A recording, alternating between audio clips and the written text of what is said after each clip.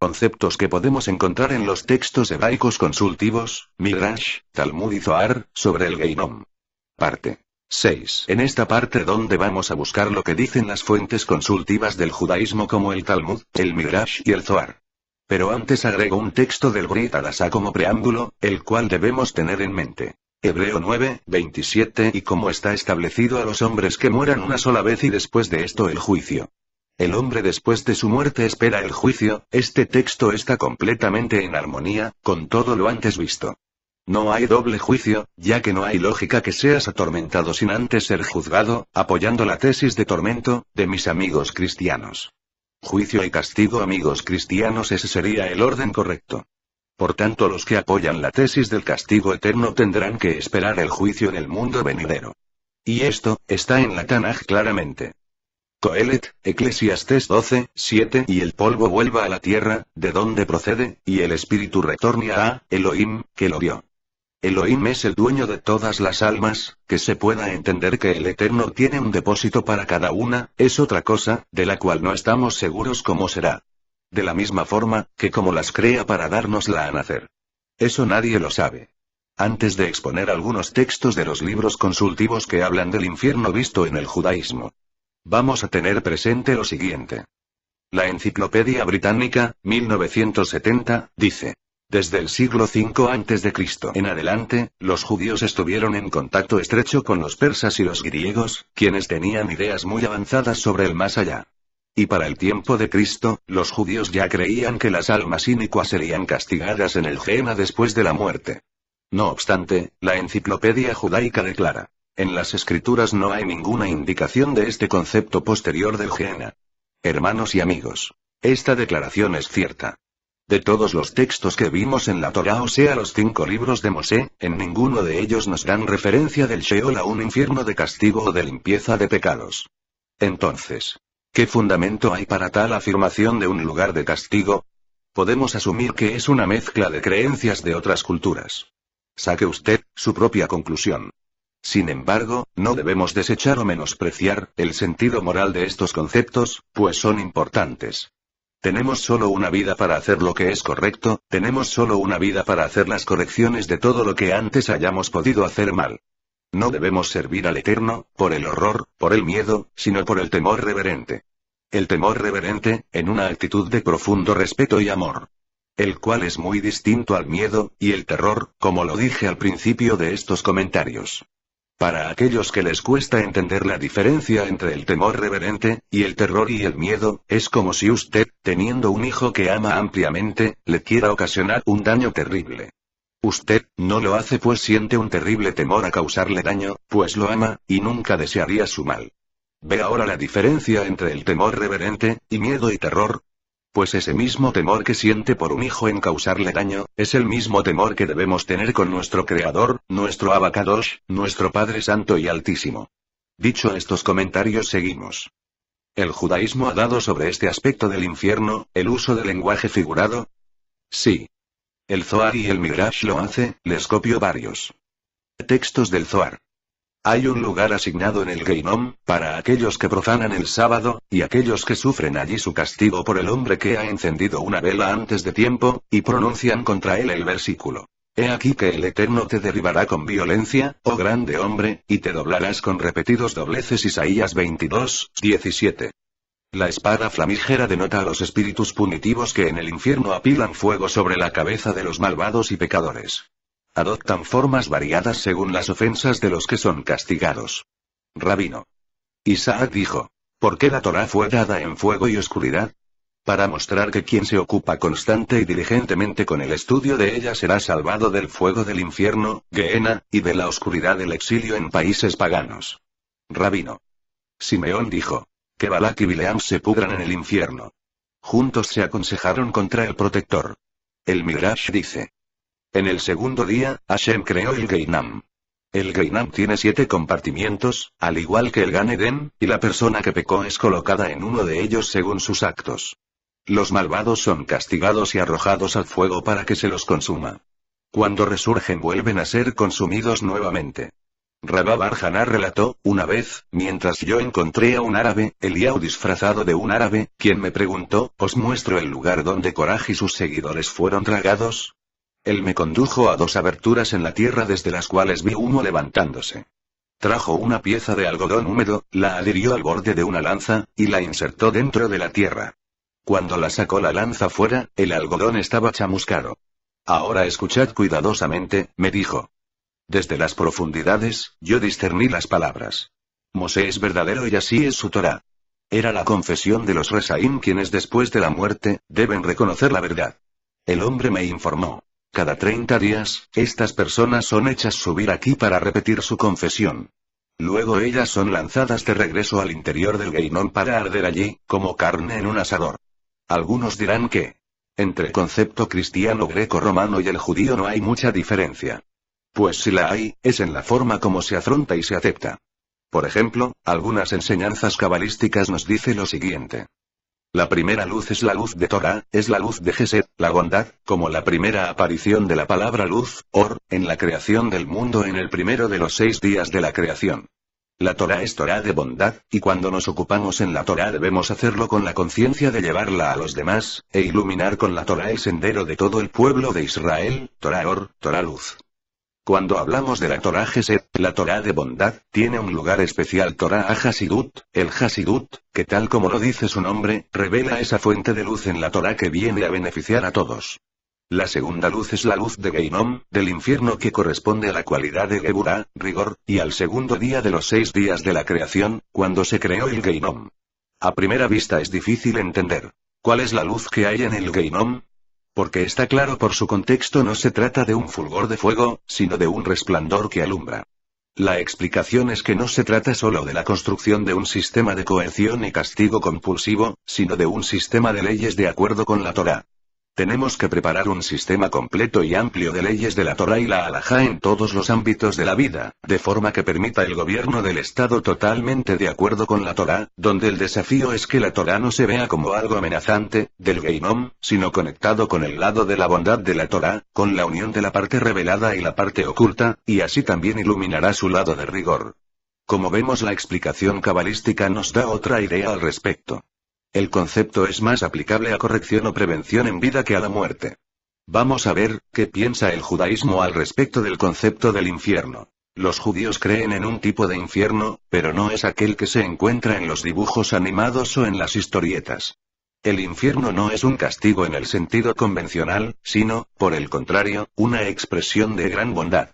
Los místicos del judaísmo describen un lugar espiritual denominado el Geinom, cuya traducción más común es infierno. Pero resultaría más preciso traducir este término como la suprema lavadora, porque así es como funciona. La forma en la que nuestra alma se limpia en el Geinom es similar a cómo lavamos nuestras ropas en una lavadora. Ciertamente nos ceñimos al concepto dando en los textos de la Torá, sin menospreciar los conceptos judíos tradicionales al respecto. En esto cada uno debe tener su propia opinión al respecto. Tomado de es.chabak.org. Les copio otro. Desde la tradición judía emerge una perspectiva diferente, comenzando con el hecho de que no existe el concepto de condena y tortura eterna. La justicia de Dios no es aplicada mediante castigar a alguien eternamente. Justicia significa que el castigo es acorde al crimen. Dado que tanto nosotros como nuestros pecados somos finitos, nuestro castigo o expiación debe ser finito. Luego agrega.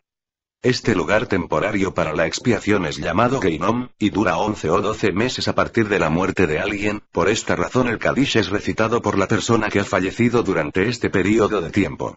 La recitación del Kadish expía por el alma, lo que mitiga el sufrimiento en el Geinom. Además, el sufrimiento no es fuego y azufre, sino algo más relacionado a las transgresiones. Tomado de aislatino.com. Anexo otro comentario al respecto. La palabra Sheol aparece en el Pentateuco. Como está escrito, todos sus hijos e hijas fueron a consolarlo, mas él se negó a ser consolado y dijo, pues descenderé al Sheol en estado de luto por mi hijo. Y su padre lo lloró. Génesis 37, 35. El exégeta clásico de la Torá, Rashi, explica. Refiere al sepulcro. Aunque en el Midrash hay otra explicación, la cual infiere que se trata del infierno. Esta última opción coincide con lo que declara el Talmud. 7 nombres posee el infierno, uno de ellos es Sheol, Erubín 19a. Tomado de judaismovirtual.com. Es importante observar que sabios como Rashi no habla de infierno, sino solo de sepultura. Eso lo podemos encontrar en la Parashá Vayesef de la página 522-523, Torah con Rashi Bereshit. En el tratado Erubín 19a, dice lo siguiente. Rabino, Yirmiyah ben Elazar dijo, hay 3 entradas a Geinom. Una en el desierto, una en el mar y una en Jerusalén. Según algunas fuentes, en Hebrón, Israel, precisamente en la zona de la cueva de Macpela. Ciertamente es un interesante comentario. Les copio otra parte del tratado Erubín 19a. La Gemara responde. Esto no es difícil. Aquí, es decir, donde se dice que aceptan el juicio de Dios, se está refiriendo a los pecadores del pueblo judío. Allí, es decir, donde se dice que no se retractan, se está refiriendo a los rebeldes entre las naciones del mundo. Así también, es razonable decir esto, porque si no lo dice, habría una contradicción entre una declaración de Reish Lakish, y otra declaración de Reish Lakish. Como dijo Reish Lakish. Con respecto a los pecadores del pueblo judío, el fuego del Gehenna no tiene poder sobre ellos, como se puede deducir a fortiori del razonamiento del altar de oro. Hay algo importante que se debe tener en mente, y lo he dicho en temas anteriores. Los libros del Talmud, Midrash y el Zohar, son libros consultivos. Por tanto, aunque se puedan sacar excelente información, enseñanzas morales aplicables, también hay datos que no se deben aceptar, porque solo allí lo dice y punto. El análisis, la lógica y la concordancia con los textos de la Torá, son las herramientas que debe tener en cuenta a la hora de aplicar o asumir una enseñanza. Por tanto, cuando estudia un libro consultivo, es como comer un pescado, separe las espinas de la carne. Posteriormente, con un conocimiento más maduro en el tema, quizás lo que desechó como espinas es posible que tenga carne también. En el tratado Erubín 19a, vemos textos, de manera muy parcializada al pueblo judío.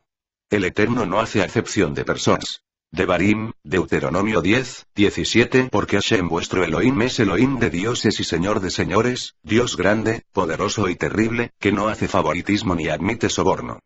Job 34, 19. Él no hace acepción con príncipes, ni considera al rico más que al pobre, pues todos ellos son obra de sus manos. No hay favoritismo, todos somos iguales ante sus ojos. Jeremías 31, 29 al 30. En aquellos días no dirán más. Los padres comieron las uvas agrias y los dientes de los hijos tienen la dentera, sino que cada cual morirá por su propia maldad. Los dientes de todo hombre que coma las uvas agrias, tendrán la dentera. Bemidbar, Números 14, 18. Hashem, lento para la ira y grande en misericordia, que carga con la iniquidad y la transgresión, pero de ningún modo tiene por inocente al culpable. Si el lugar del Gehenna o Geinom existe, entonces debe afectar a todos por igual. No que para algunos tiene poder, y para otros no, ni mucho menos que algunos tienen más posibilidades de arrepentirse por su nacionalidad o nacimiento. Eso no es lo que enseña la Torá. Por tanto, amigos, tomar toda enseñanza textual del Talmud, sobre el Geinom o cualquier otro tema, solo porque allí lo dice, creo en mi opinión, buscando como siempre la lógica es contraproducente y erróneo. Saque usted sus propias conclusiones. Veamos otras opiniones en el judaísmo sobre el infierno o Geinom. El judaísmo por supuesto no está excepto de esta conversación y ha creado mitos propios para responder ante una situación que, al igual que las descripciones de la creación y el fin de los tiempos, ningún ojo humano jamás ha visto o experimentado. Solo podemos recurrir al lenguaje no figurativo, metafórico, poético, imaginativo o mitológico cuando hablamos de todas estas cosas. Pero nunca podremos hablar de hechos concretos. Tomado de judiosyjudaismo.com. Este comentario de todos los que he encontrado me parece, según mi opinión, el más acertado. Ya que es lógico y concreto. Además agrega algo que ya hemos dicho anteriormente. Desde el punto de vista bíblico, todas las almas de los muertos se reúnen en un lugar sombrío llamado Sheol. Allí no hay ni recompensa ni castigo. También dice. Esto ya nos da una idea de cuán diferente era la concepción sobre él después, que poseían nuestros antepasados que vivieron durante el tiempo bíblico, y cómo el pensamiento sobre este tema fue cambiando a medida que el judaísmo fue exponiéndose a otras formas de pensamiento, aumentando su nivel de abstracción. Tomado de judiosyjudaismo.com. Diego Edelberg, autor de este blog, da una excelente y lógica apreciación de este tema en el judaísmo, recomiendo que visiten su blog. Como vimos, algunos en el judaísmo también tienen la misma opinión, sobre el Geinom, como lugar místico, y no en un lugar físico. Que el concepto no aparece con los patriarcas, sino fue adoptado mucho después. Sin embargo, la enseñanza de esto es clara. El único lugar para rectificar y hacer lo correcto, es ahora, en este momento, en vida, y no en muerte. ¿Entiende? Bueno, según lo antes expuesto podemos sacar las siguientes conclusiones. 1. El Sheol o Hades es un lugar donde aguardan los muertos hasta la resurrección, en estado no consciente, ni hay alegrías ni penas. 2. Que se supone, que existen compartimientos donde esperan las almas de los difuntos creadas por el Eterno. Eso queda allí, pues no tenemos mucha información de la Torá al respecto. Pero cada quien es libre de apegarse a la fuente hebraica que considere conveniente. 3. Finalmente, para aquellos que sean resucitados, y no sean hallados en el libro de la vida, serán arrojados al lago de fuego, o Gehenna, o Geinom, o basurero de fuego para su destrucción final, conjuntamente con la muerte y el Sheol mismo. 4. Y como último, se deben respetar los recursos literarios utilizados en todos los textos, y verlos como lo que son. Por ejemplo, parábola, verlo como lo que es. Lenguaje alegórico, verlo como lo que es, y no asumirlo de manera textual, ni esos, así como también, ningún otro recurso. Básicamente, estos 4 puntos, representa el resumen de todo lo antes expuesto. Es importante recordar que este estudio, o comentario de los textos bíblicos representa mi opinión, nada más. Y que usted, es libre de compartirla o no. Eso lo quiero dejar bien claro. Shalom a todos.